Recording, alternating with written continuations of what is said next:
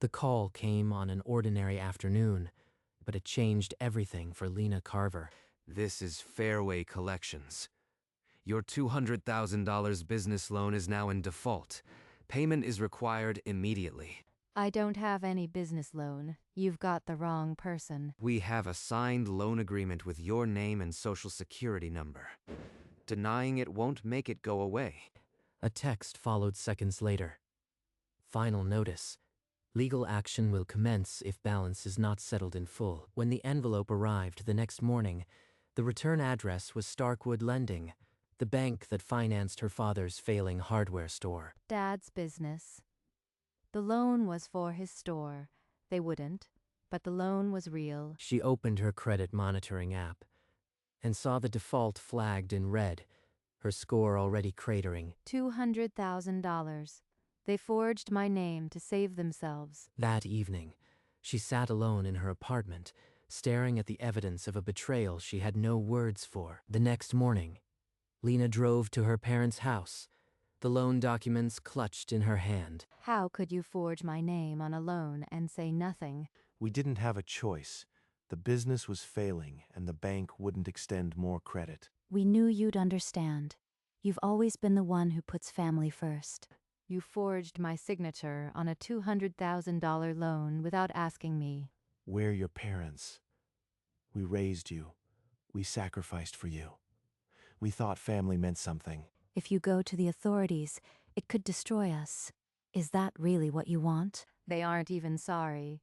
They expect me to just accept this. The air grew heavy with unspoken accusations until Lena rose and walked out without another word. She sat in her car outside, gripping the steering wheel, the weight of their betrayal settling deeper. The debt collector's calls grew more aggressive with each passing day, the threats more specific.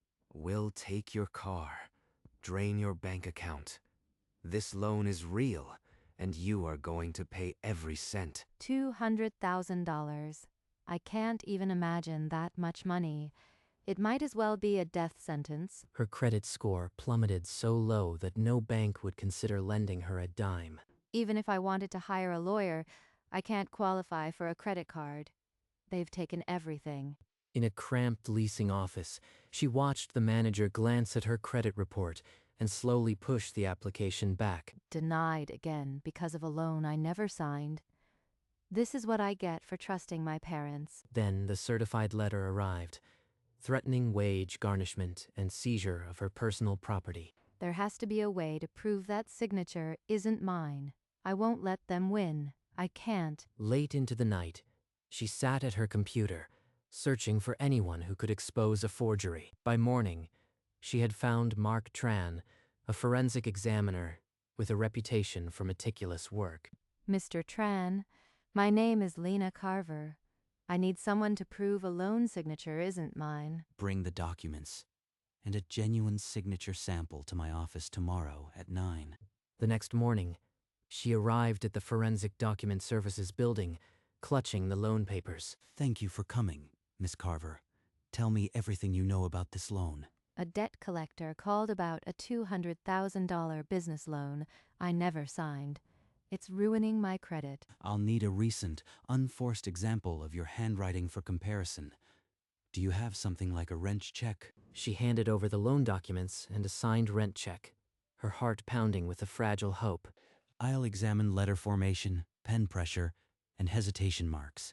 Expect results in 3 days. Finally, a real chance to prove this was a forgery. Mark began by placing the loan document under a high-powered magnifying lamp. The loop in the L was too tight, the terminal stroke shaky and obviously unnatural. On his monitor, the two signatures were projected side by side, one relaxed, the other rigid and obviously labored. The pen pressure is inconsistent. Deep gouges here, hardly a mark there. This is not a natural writer. By the third day, he had compiled a comprehensive forensic report. When Lena's phone rang, she grabbed it before the first ring ended. Miss Carver, I've concluded my examination. The signature on your loan is a clear forgery. I knew it wasn't my hand. This is the proof I needed. The 20-page report systematically dismantled every stroke, proving the signature was not Lena Carver's. Clutching the report, Lena felt the first real hope she'd had in weeks. Lena walked into Starkwood Lending. The forensic report clutched tightly against her chest. Behind a polished desk, loan officer Mr. Kellerman barely glanced at the report before setting it aside. This report proves the signature is forged. That $200,000 loan was never mine. A private examiner's opinion means little to us. The loan agreement stands, Miss Carver. To avoid collection proceedings, the bank might accept a settlement, say 75% of the balance. They're asking me to pay for a crime they refuse to investigate. This is insane. I am not paying a cent for something I never signed. This report is evidence. Why won't you honor it? Unless you bring a court order, our decision is final now if there's nothing else. Outside the glass doors, the rejection clamped down on her like a physical weight. The bank is circling the wagons. I am going to need more than one report. Later that afternoon, Lena returned to Mark's office, the bank's rejection still raw. Mr. Tran, the bank laughed at the report. I need something they can't ignore. Then, let's go through the original loan packet again. Sometimes the forgery extends to the fine print. Mark spread the loan documents across his desk, turning each page slowly under the magnifying lamp. Behind the promissory note, stapled and nearly overlooked, he found a separate guarantor agreement. This was buried. It lists you as a personal guarantor for another $100,000 loan. A second loan? They didn't just steal my name, they built a house of fraud around it. Her blood ran cold as she recognized the same forged signature slanted at the bottom. This changes things, Miss Carver. This is a pattern of identity theft, not just a single desperate act. Lena stared at the document, the full weight of her parents' betrayal expanding beyond anything she'd imagined. That evening, Lena drove back to her parents' house, the guarantor agreement burning in her hand. I found another loan. $100,000 with my forged name as personal guarantor. We didn't think you'd ever find that one. The supplier was going to sue us, and we had no way to pay. We were drowning, sweetheart. The business, the mortgage, everything was falling apart. We just needed time. They used me as a guarantee without flinching, twice. And now they want me to see it as desperation. Howard's shoulders sagged, the defensive bluster of the first confrontation completely gone. I took a gamble and destroyed everything, but we're still your family, Lena. Please. Family doesn't forge signatures and bury debts in someone else's name. That's not love, it's theft. Don't say that. We love you more than anything. We were just so scared. Lena walked out without another word, leaving her parents in the crushing silence of their own choices. The next morning, Lena returned to Mark's office, the guarantor agreement clutched in her cold hands. Under high magnification, Mark scrutinized the notary stamp. The seal was misaligned, and the impression suspiciously shallow. The ink bleeding is irregular, and the serial number doesn't match any registered notary. This stamp is fabricated. Miss Carver, the notary stamp on this loan is forged. This is now a criminal offense, identity theft with aggravated fraud. Lena's hand flew to her mouth as the word criminal sank in. This was no longer a mere bank dispute. If we present this to the police along with my reports, they'll have no choice but to open an investigation. A police report against my own parents. Can I really do that? She stared at the falsified stamp, her parents' desperate faces flashing through her mind. They're my parents, Mark. If I file a report, they could go to prison. But if I don't, this debt will destroy me. The clock on Mark's desk ticked loudly in the silence, each second pressing the weight of the decision deeper onto her. Later that night, Lena arrived at the police station, the reports heavy under her arm. How can I help you this evening? I need to file a report for identity theft and forgery involving my parents. She slid the forensic reports and the falsified guarantor agreement across the counter. Let's go to an interview room. We'll need a detailed statement and the evidence. There is no turning back after this. I am officially accusing my parents of a crime. Sign here to confirm your complaint and the evidence you've provided. Lena signed her name. This time, the only real signature on any of these documents. We'll begin the investigation.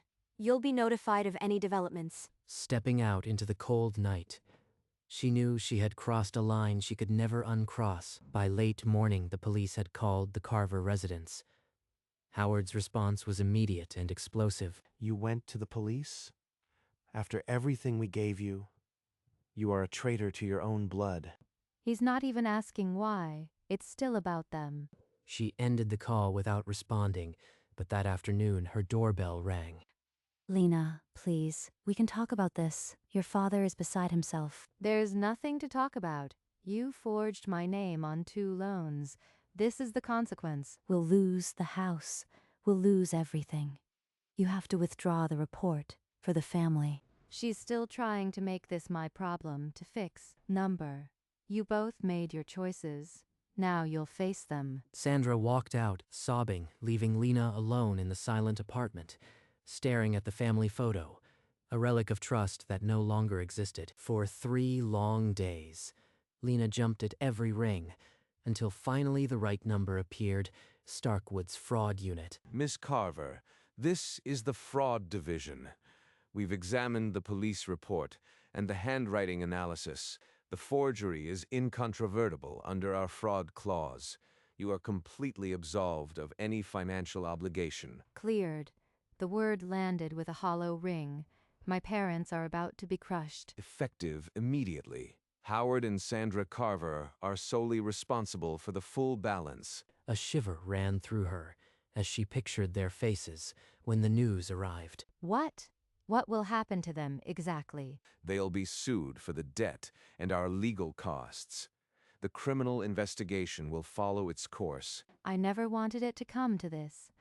They pushed me until I had no escape. The call ended. Lena sat motionless, the weight of justice and loss pressing down together. The certified envelope from Starkwood arrived the next morning. Lena's hands shook as she slid it open. The letter inside was blunt. Lena Carver is hereby released from all financial liability. She raced to her laptop and pulled up her credit report. The red flags were gone. For the first time in months, her score gleamed in green, a quiet testament to her innocence. I am free. No more calls, no more threats. But the weight in my chest won't lift. She tried to smile, but a tear slipped past her defenses. Then another. Every penny cleared from my name is a penny that will crush them. For a long time, she simply sat, letting the contradictory waves of relief and grief wash over her. Justice won, and it tastes like ashes. The apartment was silent except for the faint hum of the refrigerator. Tomorrow, the fallout would begin at the Carver home. The demand arrived in a plain white envelope that felt like a wrecking ball. The Starkwood letter read, "Full payment of $200,000 plus $45,000 in fraud penalties is due immediately." This can't be real. They're taking everything. What is it, Howard? You are white as a sheet. The bank is suing us for the full amount. We're finished. $200,000. We'll lose the house. This is her fault. Lena could have just paid the small settlement. I told you we shouldn't have used her name again. Now we've lost everything. The store, the house, everything. They sat in the ruins of their kitchen, blame ricocheting between them. But the truth was undeniable. Howard stared at the foreclosure notice that would soon arrive, already feeling the walls closing in. 2 days later, Howard and Sandra appeared at Lena's apartment, their faces hollow with fear. Lena, we have nowhere else to go. The bank will take the house within the month. You used to hold my hand crossing the street. Do you remember that, sweetheart? She's pulling on every thread, but the fabric is already torn. I remember being a child who trusted you. That trust is gone because you stole it. We'll end up on the street. Is that what you want? To see your parents homeless? I didn't do this to you. You signed my name to 2 loans. This is your consequence. Please, just talk to the bank. Tell them it was a mistake. We'll pay you back someday. I can't save you from yourselves. It's time to leave. They shuffled out, and Lena closed the door. The silence that followed heavier than any scream. Lena spent the next morning filling out a rental application online, her credit report finally free of the red alerts. No more fear of background checks. The numbers on the screen were actually hers again. Within hours, the approval email arrived, and she laughed out loud for the first time in weeks. She signed the lease with a steady hand, her real signature, the only one on the page. The keys felt solid in her palm, a promise that this space held no hidden debts. That weekend, she stood in her new, empty living room, sunlight pouring through the window. On the wall, she hung a calendar, the debt-free date circled in red. Outside the door, she traced the apartment number with a fingertip. On the balcony, she looked at the city, breathing air that felt lighter. Not everything was fixed, but I can finally stand on my own. On a quiet Sunday, Lena drove the long route home, her wheels finding Maple Street by habit. The old house appeared, and the sold sign on the lawn hit her like a punch to the chest. So many memories in those walls. Now strangers will paint over them. She remembered her mother hanging laundry, her father whistling while he fixed the mailbox. But those people were gone long before the bank took the keys. She pulled over, the car idling, and just stared at the empty driveway. The flower beds were overgrown, the porch light shattered, all evidence of a family undone. I didn't cause this. They did. I only protected myself. Then she drove off, the house receding in the mirror, until it was just a speck. The road ahead opened wide, and she didn't need to look back anymore. 2 weeks later, Lena woke early and stepped onto her balcony, a steaming mug cradled in her hands. No collectors, no threats. Just the sun and the quiet hum of the city. A sparrow landed on the railing, tilted its head, then flew off, a small, ordinary moment that felt monumental. She started visiting a coffee shop on the corner, where the barista knew her order by the third day. It's strange how ordinary life can feel like a gift after you've been through hell. She took long walks in the park, the autumn leaves crunching beneath her feet. I never thought freedom would feel this quiet. Evenings, she returned to the balcony, watching the sky shift from gold to indigo. It still hurts, but the pain doesn't own me anymore. She had rebuilt her life on a foundation that was entirely her own. For Lena, the storm had passed, but the memory of it lingered like the scent of rain. The circled date on her calendar was no longer a target, but a monument to everything she survived. She walked through the park, leaves crunching underfoot, proof that she was still standing. On the balcony at dusk, she watched the city lights flicker on, each one a small victory over the darkness. She didn't carry bitterness, or not much. What remained was the quiet strength of someone who chose herself. The rain had washed the streets clean, and she had washed the debt from her name. That date on the wall wasn't just the end of a loan. It was the day she stopped paying for her parents' choices. She walked forward, the autumn sun on her face, no longer looking over her shoulder. The city stretched out before her, full of noise and life, and she was finally part of it again. This was freedom, not the absence of pain, but the realization that she owned her life again. In the weeks that followed, Lena received the final letter from Starkwood, the one that confirmed the criminal investigation was closed. The letter read, "The handwriting analysis proved definitive. All liabilities have been permanently reassigned to Howard and Sandra Carver." She folded the letter and placed it in a drawer, right beside Mark Tran's forensic report. 2 documents that once spelled her ruin now stood as unshakable evidence of her exoneration. I never thought a few pen strokes could cost me everything or save me. She touched the report, the pages worn from being handled so many times, then closed the drawer. On the wall, the calendar marked one more significant date, a full year since her debt had been cleared. She walked out to the balcony, coffee in hand, and let the morning sun wash over her face. Mark cleared the forgery, but I had to clear my own path. And with that, The story of the forged signatures was finally, completely over. The months that followed were unremarkable in the best way. No calls, no threats, just the slow healing of a life reclaimed. Lena kept the bank letter and the report, but she no longer needed to look at them to remember how far she had come.